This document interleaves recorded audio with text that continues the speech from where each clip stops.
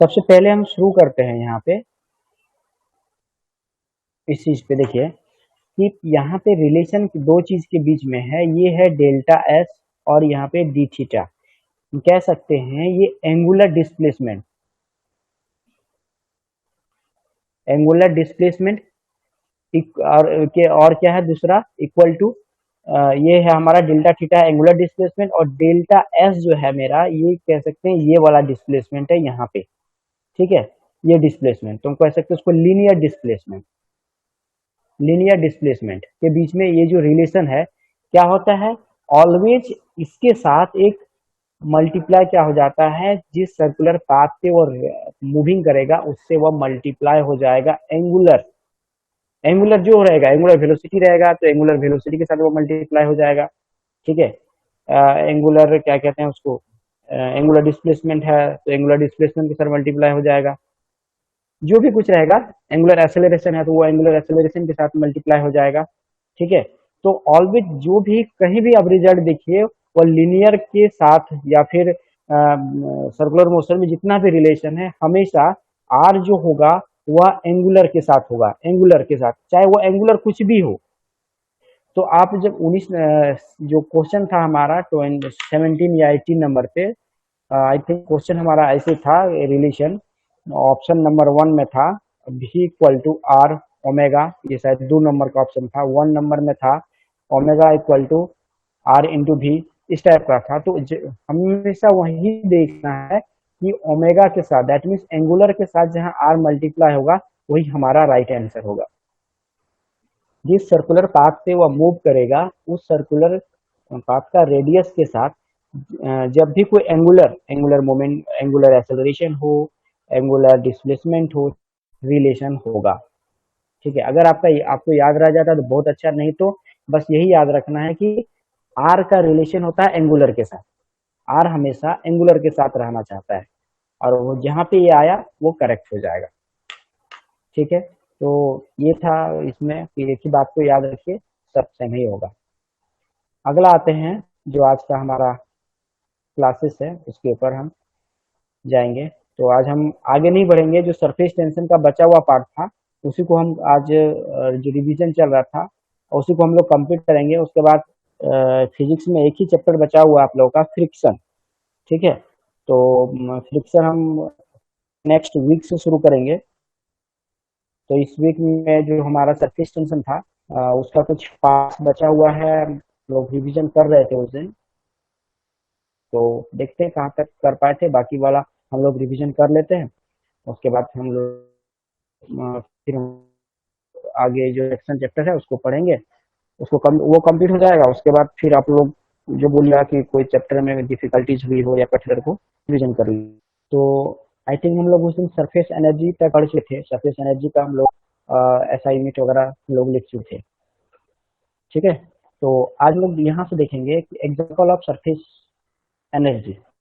ठीक है, तो एग्जाम्पल एनर्जी का एग्जाम्पल देखे होंगे, हाई सरफेस एनर्जी। और यहाँ पे इस टाइप का जो है दो टाइप का शेप बनता है जब कोई लिक्विड ड्रॉप कोई सरफेस पे कांटेक्ट में रहता है। एक टाइप का होगा कि सरफेस पे गया, गोल टाइप का रहा, इस टाइप का, और एक हुआ कि सरफेस पे गिरते ही पूरा फैल गया। ठीक है, तो यहाँ पे दो टाइप का कंडीशन आता है। तो ये ड्रॉप और ये ड्रॉप है तो वही सेम सरफेस है, बट हीट का क्वालिटी अलग अलग हो सकता है कि में ऑयल, एक में पानी ले लिया जाए, एक में हनी ले लिया जाए, या फिर मरकरी, मरकरी भी एक लिक्विड है, मरकरी ले लिया जाए। तो दो डिफरेंट लिक्विड है। ठीक है, सरफेस में रखा जाए तो ये जो फैल जाता है इसका कारण है कि यहाँ पे फोर्स ऑफ एडेसिव फोर्स, जो एडेसिव फोर्स है वो मैक्सिमम है। और यहाँ पे ये जो फिगर में आप ऐसे देख रहे हैं, इसका मतलब है कि यहाँ पे फोर्स ऑफ कोहेसिव, जो कोहेसिव फोर्स है इस ऑब्जेक्ट या फिर इस ड्रॉप के मॉलिक्यूल्स के बीच में कोहेसिव फोर्स एडेसिव फोर्स के कंपेयर में ज्यादा है। तो हम यहाँ पे कह सकते हैं, इस फिगर के लिए हम लिख सकते हैं फोर्स ऑफ एडेसिव। क्या है यहाँ पे, कम है किससे, तो फोर्स ऑफ कोहेसिव एफसी। तो हम यहाँ क्या देखें कि फोर्स कम है, कोहेसिव फोर्स ज्यादा है, दैट मीन्स यहाँ पे इस टाइप का शेप बनेगा। और इसके लिए हम क्या लिख सकते हैं, इसके लिए हम लिखेंगे force of adhesive is maximum than force of adhesive. तो इस टाइप से हम इस फिगर के लिए हम लिखेंगे फोर्स को, और इस फिगर वाला हो गया ये बनता ये वाला आखिर होता क्या है। तो ये एक्चुअली जब एडहेसिव रहता है दैट मीन्स ये जो मतलब सरफेस मॉलिक्यूल्स इसको अट्रैक्ट नहीं करता है, क्योंकि ये यहाँ पे जो फोर्स अप्लाई होता है इससे ज्यादा फोर्स से या इधर से जुड़ा हुआ है। तो श्योर है जिधर कम फोर्स होगा उधर वो अट्रैक्टिव नहीं होगा। ठीक है, जिधर ज्यादा फोर्स होगा वो उधर अट्रैक्टिव होकर रहता है। बट जबकि यहाँ पे क्या होता है, यहाँ पे फोर्स ऑफ एडहेसिव ज्यादा होता है, यानी एडहेसिव फोर्स ज्यादा होता है compare to cohesive force between molecules between two same force यहाँ पे वीक हो जाता है। तो क्या करता है, सरफेस का यहाँ तक लेकर आया, लिक्विड ड्रॉप है यहाँ सरफेस है तो खींच के यहाँ तक ले आया, यहाँ वाला फिर खींच के इधर ले आया। ठीक है, तो ऐसी वो इसलिए वहां पे वो फैल जाता है, यहाँ वाला फिर खींच के इधर ले आएगा, तो खींचते खींचते ये इस टाइप का शेप बन जाता है। क्यों, क्योंकि यहाँ पे एडहेसिव फोर्स हो जाता है। ठीक है, अगला है शेप ऑफ लिक्विड मिनिस्कस। ठीक है, जब हम लोग कोई ट्यूब में या कोई बर्तन में हम लोग लिक्विड को डालते हैं तो जो शेप बनता है उसी को हम लोग कहते हैं लिक्विड मिनिस्कस। तो मेनली थ्री टाइप का शेप बनता है जब हम इस बर्तन में या फिर डिफरेंट डिफरेंट मटेरियल के बर्तन में हम जब लिक्विड को डालते हैं तो थ्री टाइप्स का शेप देखा गया है। फर्स्ट है, फर्स्ट देखिए, अगर हमारा जो हम लेंगे क्या कहते हैं उसको, ऑब्जेक्ट जिसमें हम लिक्विड को डालेंगे, वो अगर मेरा ग्लास हो और जो हम लिक्विड यूज करेंगे वो अगर वाटर हो, तो हमारा सरफेस जो बनेगा इस टाइप का बनेगा, इस टाइप का सरफेस बनेगा। ठीक है, दूसरा देखा गया है कि फ्लैट सरफेस बनता है। ठीक है, दूसरा फ्लैट सरफेस बनता है। तीसरा जो है इस टाइप का कॉनकेव सरफेस बनता है, कॉनकेव। ठीक है, एक कॉन्वेक्स, सॉरी ये हो गया कॉन्वेक्स, और दूसरा कॉनकेव, ये है कॉनकेव मेरा, कॉनकेव, और दूसरा होगा कॉन्वेक्स, ये कॉन्वेक्स। तो लिक्विड मेनिस्कस कितने टाइप का मिल गया मुझे, तीन टाइप का हो गया, एक कॉनकेव, दूसरा कॉन्वेक्स, और तीसरा हम कहेंगे उसको फ्लैट। तो थ्री टाइप्स जो है वो लिक्विड मेनिस्कस होता है। इसको वन बोलिए फ्लैट, दूसरा कॉन्वेक्स या कॉन सॉरी ये कॉनकेव है और ये कॉन्वेक्स है, ये तीसरा हो गया कॉन्वेक्स। तो ये तीन टाइप्स का लिक्विड मेनिस्कस बनता है। ठीक है, इसी को जो लिक्विड के द्वारा बनाया गया जो शेप इनसाइड द कह सकते हैं जार या ऑब्जेक्ट जिसमें उसको रखा गया है, तो जो शेप बनेगा उसको हम लोग कहेंगे लिक्विड मेनिस्कस। अगला ये शेप बनता कैसे है या क्यों बनता है तो इस बात को हम लोग समझने की कोशिश करते हैं। ठीक है, एक स्लाइड में ले लेता हूँ। सपोज कीजिए कि ये ग्लास का है, ये ग्लास है, ये है हमारा ग्लास।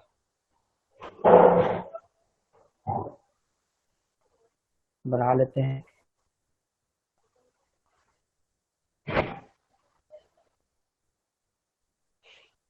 अब इसमें जब हम पता नहीं है कि किस टाइप का शेप बनेगा, या फिर मैंने मान लिया कि हम इस शेप को दिखा रहे हैं आपको।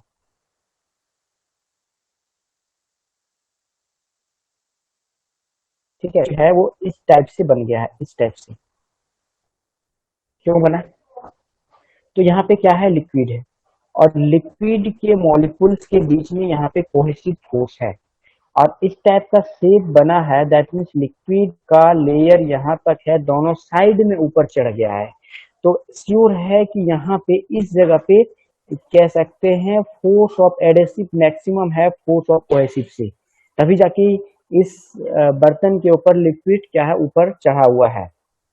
तो यहाँ पे क्या होता है कि ऐसे यहाँ पे अगर ले लिया जाए तो ये है हमारा वाटर का मॉलिक्यूल्स और ये है ग्लास का मॉलिक्यूल्स। जब यहाँ पे हम लोग क्या जान रहे हैं कि एडेसिव फोर्स मतलब एडेसिव फोर्स यानी डिफरेंट मॉलिक्यूल्स के बीच में जो फोर्स है वो मैक्सिमम होगा।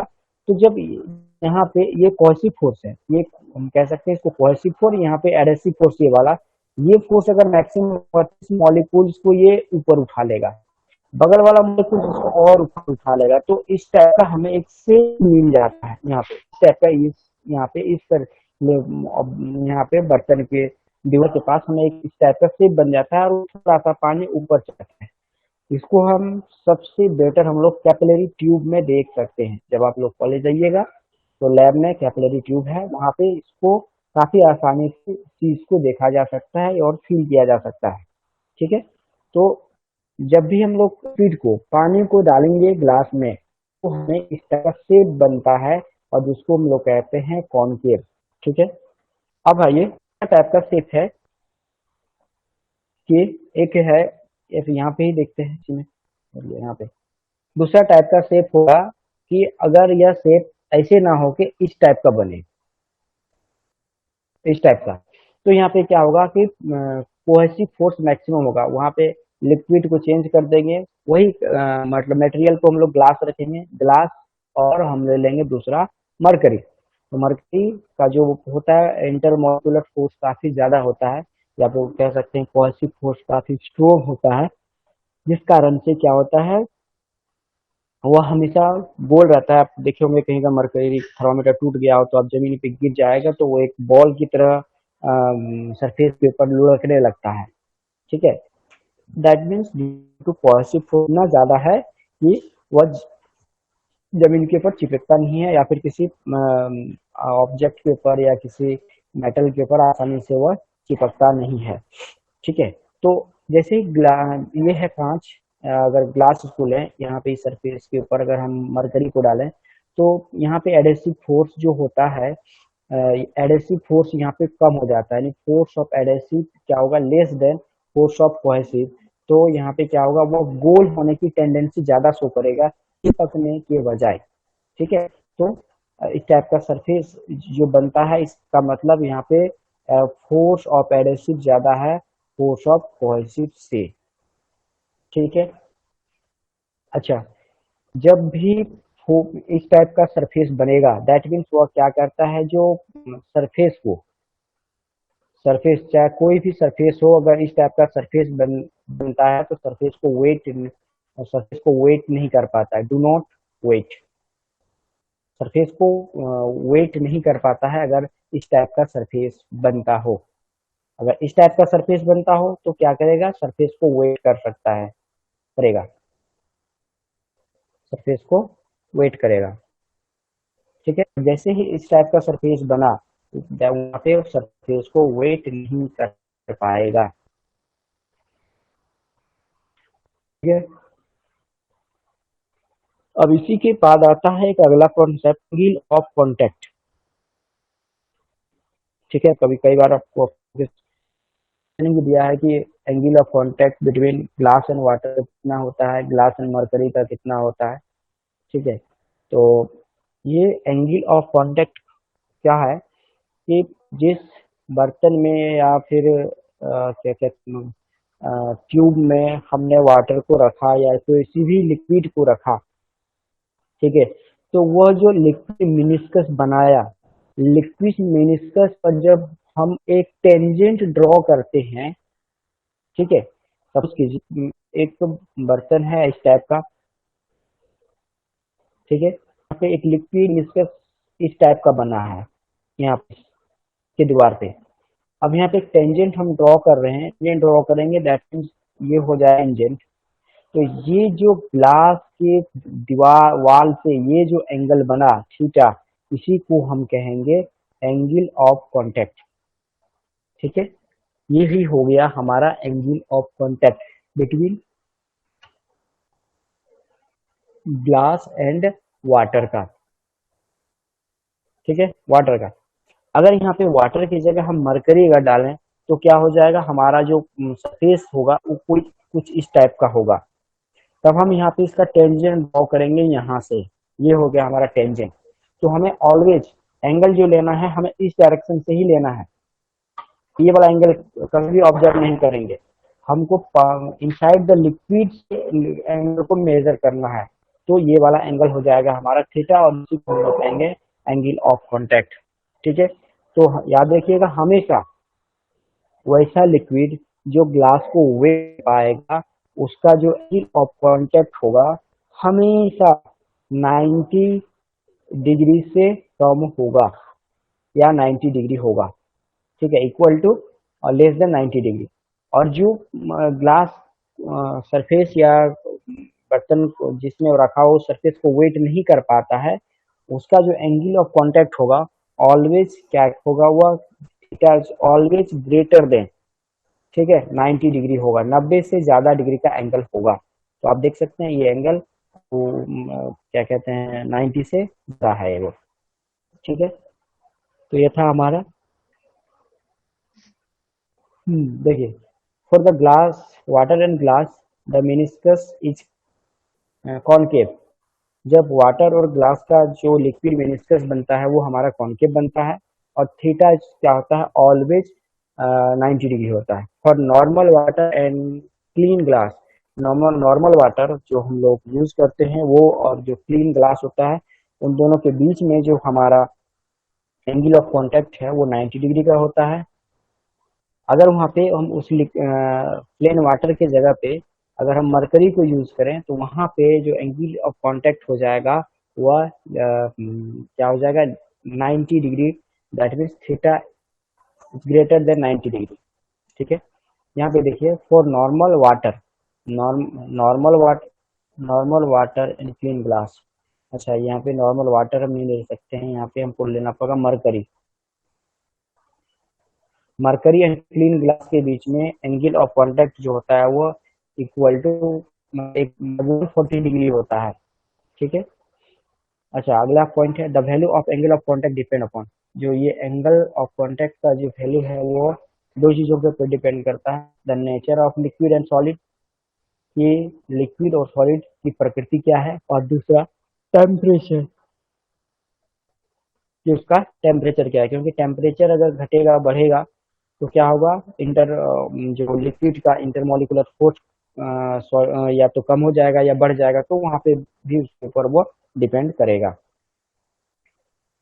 अपला अगला है हमारा कैपिलरी ट्यूब। कैपिलरी ट्यूब क्या होता है, हम लोग इसको हिंदी में बोलते हैं केस नलिका। यह बहुत ही पतला नैरो लंबा सा, जैसे कि हम लोग पेन का जो रिफिल होता है उस टाइप का, उसका जो इंटरनल डायमीटर होता है वो काफी पतला होता है, तो नैरो होता है। ठीक है, नाम ही है केस नलिका, मतलब उसका जो नली होता है वो एज ए लाइक केस की तरह होता है। उसमें जब लिक्विड को डाल दिया जाता है तो हमें कुछ इस प्रकार का शेप बनेगा इस प्रकार का शेप बनेगा, और ये आप देख सकते हैं कहाँ, लैब में। ठीक है, जब आप लोग लैब आएंगे तो आप लोगों को दिखाया जाएगा कि ये कैपिलरी ट्यूब, ये कैपिलरिटी है, कैपिलरी ट्यूब है, और ये एक बर्तन है जिसमें पानी रखा हुआ है। जब हम लोग उस ट्यूब को हम लोग डुबाएंगे तो हमें देखेंगे कि ये पानी का लेवल तो इतना ही है, बट ट्यूब में हमारा यहाँ तक पहुंच गया है, ट्यूब में हमारा यहाँ तक पहुंच गया है। तो इसको हम लोग कहेंगे यहाँ पे क्या हो रहा है, कैपिलरी राइज हो रहा है यहाँ पे, यहाँ पे कैपिलरी राइज, कैपिलरी राइज हो रहा है। ठीक है, कैपिलरी ट्यूब में वाटर ऊपर की ओर चढ़ जाएगा उस कंडीशन को हम कहेंगे हम लोग कैपिलरी राइज। अब यहाँ पे देखिए, और वही सेम चीज है, ये कैपिलरी ट्यूब है, और यहाँ पे जब लिक्विड को यहाँ पे हम अब चेंज किया गया है, यहाँ से यहाँ पे मरकरी कर दिया गया Hg, तो वहां पे जब इस कैपिलरिटी को डाला जाता है तो कुछ इस टाइप का शेप बनता है। अब यहाँ पे देखिए लिक्विड का शेप तो यहाँ था, बट यहाँ से यहाँ तक वह डाउन चल गया। इस कंडीशन को हम लोग कहेंगे कैपिलरिटी फॉल या कैपिलरिटी मैंने फॉल्ट, कैपिलरी जो है वो उसमें पड़ गया है, तुम लोग कहेंगे इसको कैपिलरी फॉल, कैपिलरी डाउन का मतलब से है, ठीक है। तो एक ही कैपिलरिटी में दैट मीन्स एक पतला सा कांच की होती है, ठीक है, और एक बर्तन में जब लिक्विड को रख के कैपिलरिटी को ऊपर से डुबाया जाता है तो दूसरी टाइप का शेप बनता है। शेप के साथ साथ कुछ लिक्विड ऊपर तक चढ़ जाता है और एक में नीचे तक चढ़ जाता है। ये ऊपर तक चढ़ने का कारण बस ये है क्योंकि ये इतना पतला होता है, इतना बहुत ज्यादा नैरो होता है, तो यहाँ पे लिक्विड का मॉलिक्यूल्स है, इधर से खींच रहा है इसको, ये खींच रहा है, इधर से खींच रहा है इधर, तो खींचते खींचते इसको ऊपर की ओर ले आता है, यानी तो क्या होता है, ये कैपिलरी राइज हो जाता है यहाँ पे। ये फॉल डाउन ऐसे ही सेम कंडीशन है डाउन होने का, due to cohesive force. Cohesive force उसको अट्रैक्ट करना चाहता है, जो यहाँ पे एडेसिव फोर्स काफी कम है, जिस वजह से वह नीचे की ओर आ जाता है, ठीक है। आगे है राइज और fall of liquid in capillary tube. Capillary tube में लिक्विड का ऊपर चढ़ना और नीचे उतरना, ठीक है। तो इसके लिए जो एक फार्मूला आएगा हमारे पास जब हम लोग नॉर्मिकल प्रॉब्लम यूज करेंगे, या फिर जब हम लोग लैब में जाएंगे तो हमको इस चीज का जरूरत पड़ेगा, तो इसलिए इस फार्मूला को यहाँ आप लोगों के सामने रखे हम। मैंने सपोज माना कि ये जो कैपिलरी फॉल डाउन राइज हुआ है वो एच है, या फिर ये जो डाउन हुआ है वो एच है, दोनों में से कोई भी एक एच है। ये जो कैपिलरी ट्यूब है इसका रेडियस जो है वो आर है, T with the surface tension of the liquid, surface tension चाहे कोई भी लिक्विड हो उसका टी मान लिया गया है। Rho is the density, density of the liquid rho माना है। एंगल ऑफ कांटेक्ट कि ये जो लिक्विड है इसका एंगल ऑफ कांटेक्ट क्या है, ये है यहाँ पे एंगल ऑफ कांटेक्ट, यहाँ पे एंगल ऑफ कांटेक्ट ये है, ठीक है। तो एंगल ऑफ कांटेक्ट हुआ और acceleration due to gravity, acceleration due to gravity 9 g equal to 9.8 metre पर सेकेंड स्क्वायर। ये तो चेंजेबल नहीं है, ये ऑलवेज कांस्टेंट रहेगा। तो जब सारे को करके हम जब जो रिलेशन आता है एक्चुअली ये इसको इसका डेरिवेशन नहीं है आप लोग का पार्ट में, तो डेरिवेशन मैंने भी नहीं किया, डायरेक्ट फॉर्मूला ही लिखा आप लोगों के लिए, H equal to 2t cos theta by R rho G. तो इस इक्वेशन से हम निकाल सकते हैं जी जो कैपिलरिटी है वो कितना नीचे गया है या फिर कितना ऊपर गया है, ठीक है। और ये चीज़ों मतलब डिपेंड करेगा कुछ चीज़ों के ऊपर जो कि अगला स्लाइड में है, ठीक है। अच्छा, अगला क्वेश्चन, अगला चीज़ है आपका topic effect of temperature and impurity on surface tension. ये टेम्परेचर और इम्प्योरिटी का सरफेस टेंशन के ऊपर क्या प्रभाव पड़ता है, ठीक है। तो सबसे पहले टेम्परेचर, तो टेम्परेचर बढ़ने पर सरफेस टेंशन का जो लिक्विड का जो सरफेस टेंशन है वो डिक्रीज हो जाता है, ठीक है। और एट द बॉइलिंग पॉइंट पे दैट मीन्स 100 डिग्री सेंटीग्रेड पे अगर वाटर को बॉयल करते हुए उसको अगर 100 डिग्री सेंटीग्रेड पे ले जाएं तो वहाँ पे क्या होता है कि सरफेस टेंशन ऑफ लिक्विड वेनिश्ड हो जाता है, मतलब खत्म हो जाता है। खत्म हो जाता है दैट मीन्स मॉलिक्यूल्स के बीच में इंटरमॉलिक्यूलर फोर्स खत्म हो जाता है और मॉलिक्यूल्स क्या होता है, वेपर बन के वो सराउंडिंग में चले जाता है, ठीक है। यानी 100 डिग्री सेंटीग्रेड पे ही कोई भी लिक्विड बॉइलिंग होना शुरू हो जाता है, और बॉइलिंग शुरू हो गया दैट मीन्स वो वेपर होता है, और वेपर हुआ दैट मीन्स वो लिक्विड से गैस फॉर्म में आ गया। भाप, वेपर तो गैस है, तो लिक्विड से वो वेपर फॉर्म में आ गया दैट मीन्स वहां पे इंटरमोलिकुलर फोर्स बिटवीन लिक्विड क्या होता है, वेनिस्ड हो जाता है, खत्म हो जाता है, इसी वजह से वो वेपर बन के सराउंडिंग में जा पाता है। इसमें एक चीज क्या याद रखना है कि सरफेस टेंशन लिक्विड को का अगर टेम्परेचर को बढ़ाया जाए तो उसका सरफेस टेंशन खत्म हो जाएगा, एट द बॉइलिंग पॉइंट उस लिक्विड का सरफेस टेंशन जीरो हो जाएगा, ठीक है। और जिस टेम्परेचर पे लिक्विड का सरफेस टेंशन जीरो हो जाए उसको कहा जाता है क्रिटिकल टेम्परेचर, ठीक है। Critical temperature for surface tension, वो 100 डिग्री सेंटीग्रेड होगा। ठीक है। Impurity, presence of undisclosed impurity on the surface of the liquid decrease surface tension। ऐसा इम्प्योरिटी जो पानी में नहीं घुलता हो, ठीक है, वैसा इम्प्योरिटी जो पानी में नहीं घुलता हो, वह क्या करता है कि नहीं घुलने वाला आप बालू ले सकते हैं, चाहे वो अदर ऐसा चीज जो पानी में नहीं घुलता हो, वैसा इम्प्योरिटी अगर हम पानी में मिलाएंगे तो उसका सरफेस टेंशन कम हो जाता है।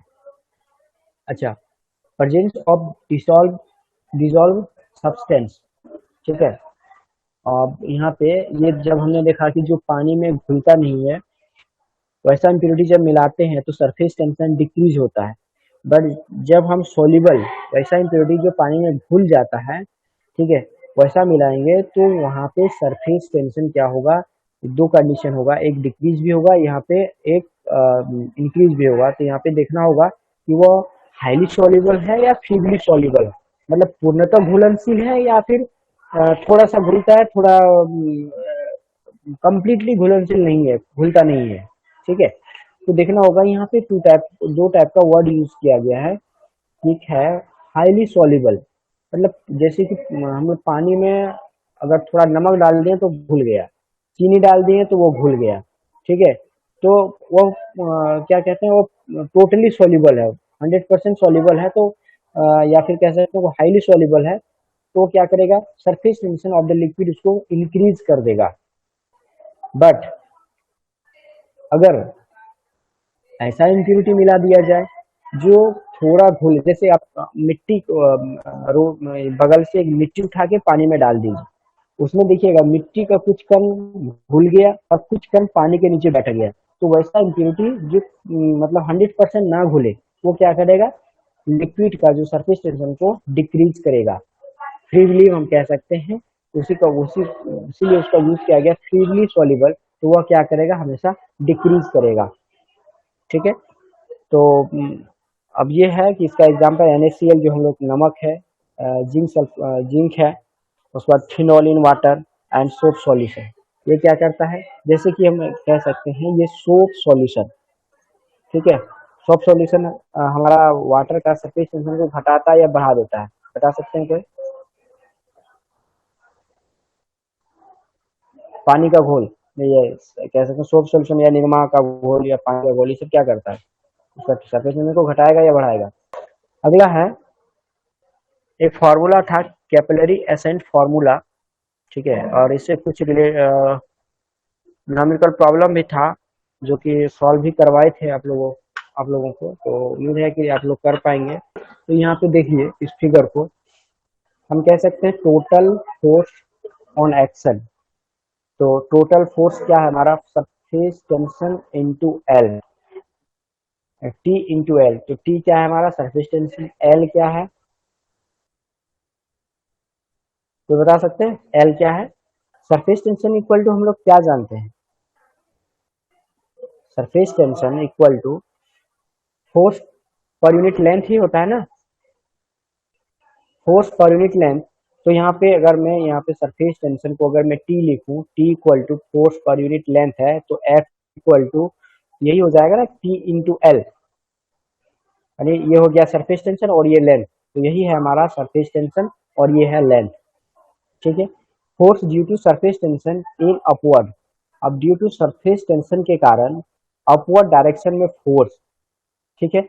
यहाँ पे देखिए इस जगह पे, यहाँ पे अब हमको यहाँ पे ये इस पॉइंट के ऊपर डिस्कस करना है और यहीं से आप ये जो सारा रिलेशन आप निकाल पाएंगे। ठीक है। अपवर्ड डायरेक्शन के बारे में हम बात कर रहे हैं, तो अपवर्ड डायरेक्शन में ये जो है यहाँ पे आप देखिए, ये हमारा ये हो जाएगा हमारा, ये टेंजेंट हो जाएगा, इस पे हम टेंजेंट ड्रॉ किए। ठीक है।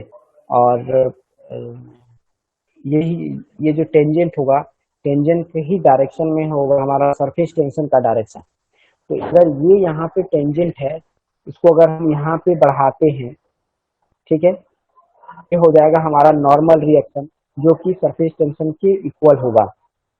अब इसका दो कंपोनेंट हो जाएगा, एक टी कॉस थीटा और दूसरा हो जाएगा टी साइन थीटा। तो ये हो जाएगा, जिसके साथ जानते हैं जिसके साथ एंगल बनाता है तो वो हमारा होता है कॉस थीटा, और जिसके मैंने अदर साइड वाला हो जाता है साइन थीटा। तो ये एंगल मेरा थीटा था, तो इसको अपोजिट एंगल थीटा, यहाँ से इसको हम लोग जानते हैं, मैथमेटिकली जानते हैं ये एंगल थीटा, तो इसको थीटा मान के ये हमारा टी कॉस थीटा हो गया। तो अपवर्ड डायरेक्शन में force t cos theta into 2 pi r, 2 pi r, that means ये हम ऑब्जेक्ट का एक ही पॉइंट के ऊपर हम बात किए हैं यहाँ पे, लेकिन ऐसे तो हर एक जगह सेम कंडीशन है, हर एक पॉइंट पे। तो दैट मीन्स कह सकते हैं इस सरफेस का जो एरिया होगा, उस एरिया के हर एक पॉइंट पे ये टी कॉस थीटा काम कर रहा है, that means t cos theta into 2 pi r. ठीक है, 2 पाई आर इसका।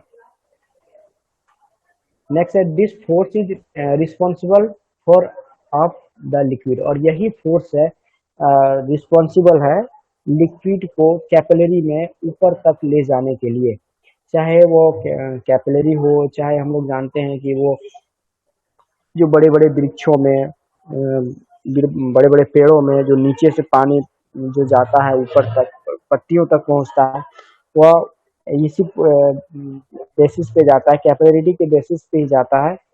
तो वहाँ भी सेम चीज ही होता है, t cos theta 2 pi r force upward की ओर लगता है, और उसी वही मतलब पानी को या फिर लिक्विड को ऊपर तक लेके जाता है। अगला है at the time upward force and downward force is equal. ठीक है, एक ऐसा टाइम आएगा कि अपवर्ड फोर्स और डाउनवर्ड फोर्स दोनों एक दूसरे का इक्वल आ जाएगा। ठीक है, अच्छा ये अपवर्ड फोर्स है तो डाउनवर्ड फोर्स, ठीक है, तो ये हमारा हो गया अपवर्ड फोर्स। डाउनवर्ड फोर्स होगा, हम लोग जानते हैं रो जी, और जो पाई आर स्क्वायर एच, इसका जो सिलेंडर है इसका जो वॉल्यूम के बराबर, ये जो बर्तन है यहाँ पे, या फिर इसको इसके वॉल्यूम के बराबर जितने जितना इसमें लिक्विड होगा, और लिक्विड यानी दैट मीन्स हम लोग कह सकते हैं पाई आर स्क्वायर एच, और इसके बाद density of the liquid and acceleration due to gravity G. तो ये हो जाएगा फोर्स इन डाउनवर्ड डायरेक्शन में, जब दोनों एक दूसरे के बराबर हो जाएगा। ठीक है, जब दोनों एक दूसरे के बराबर हो जाएगा तो यहाँ पे ये पाई और ये R cancel, pi R cancel, तो जो आएगा हमारा इक्वेशन आएगा H equal to 2 T cos theta by R H rho G. ठीक है, तो ये इक्वेशन आ गया हमारा इसके कंडीशन में, जब क्या कहते हैं कैपिलरी राइज या डाउन हो, तो या इसको हम लोग नाम से जानते हैं कैपिलरी एसेंट फार्मूला, फिर एच इज राइज और फॉर, यहाँ पे t is the surface tension, rho is the density of the liquid, theta is angle of contact, and g equal to acceleration due to gravity. अच्छा यहाँ पे ये H नहीं होगा क्योंकि एच स्क्वायर नहीं है, सिंगल एच है, तो यहाँ पे सिर्फ एक ही एच होगा, यहाँ पे आर रो जी होगा।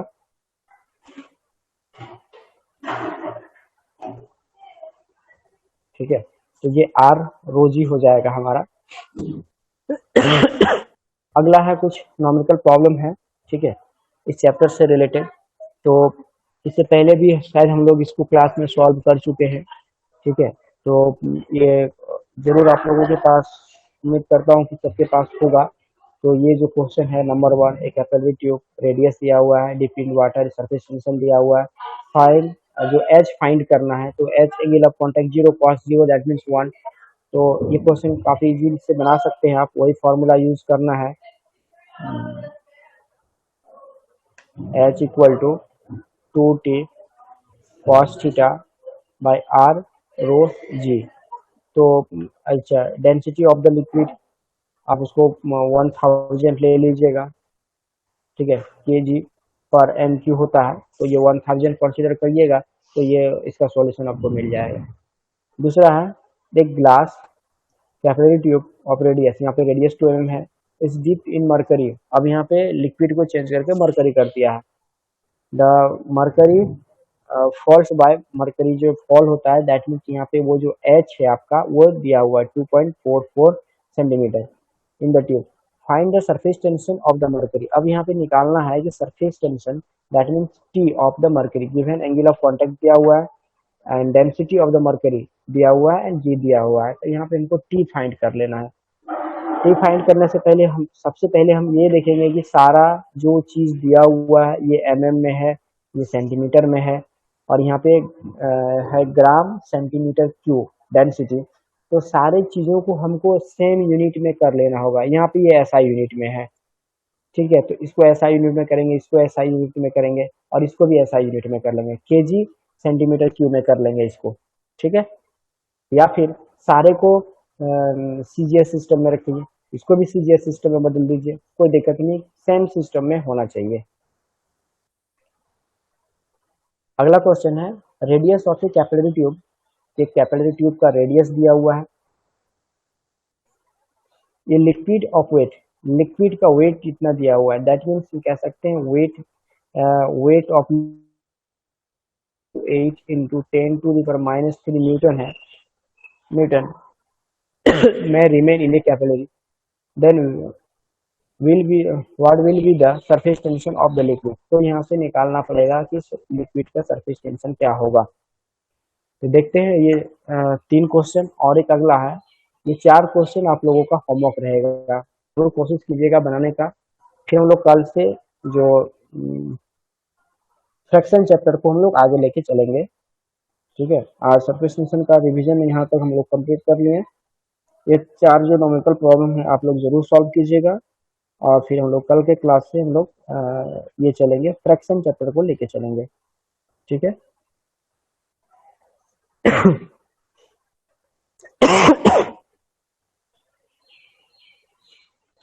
ठीक है, आज के लिए इतना ही, फिर मिलते हैं कल के क्लास में एक नया चैप्टर के साथ।